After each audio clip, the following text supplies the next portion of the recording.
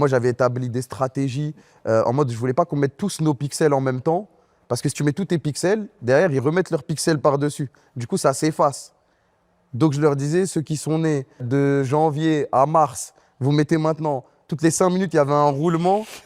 Et ça a battu tout le monde parce que les Espagnols, les Américains, ils leur disaient, vas-y, mettez tout maintenant. Et nous, on avait toujours du monde qui remettait des pixels. Bah, c'est compliqué à expliquer, mais Non, non, c'est très clair. C'était une certaine vraiment forme de rivalité au final. C'était une rivalité de fou. C'était ton France-Espagne comme C'était le Tony a pu connaître. De là-bas, c'est parti. Le France-Espagne, il est sur Internet.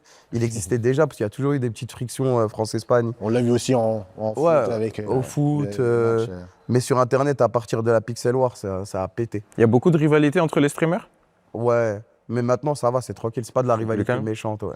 Alors, peut-être entre les streamers, mais on peut étendre à la rivalité. Et justement, après, on va pouvoir tous en parler ensemble. Et c'est là où il y a encore plein de points à faire. Dans l'e-sport. Parce que toi, tu as une équipe e-sport. Ouais.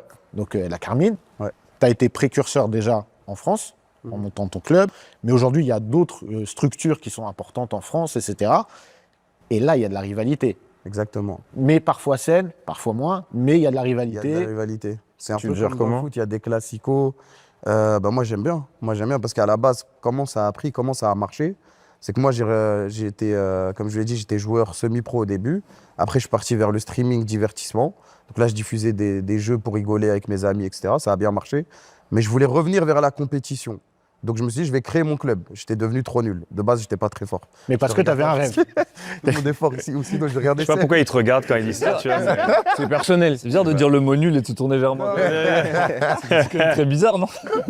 Et en Mais tu gros, t'es tourné vers ça parce que tu avais un rêve. Ouais, j'avais mon rêve, c'était de gagner la Coupe du Monde sur LoL, ce qui n'est toujours pas fait et ce qui va prendre des C'est années. l'objectif.